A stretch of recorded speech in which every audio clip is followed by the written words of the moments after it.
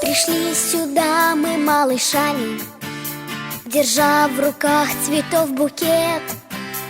А папы, мамы волновались, давали мудрый нам совет.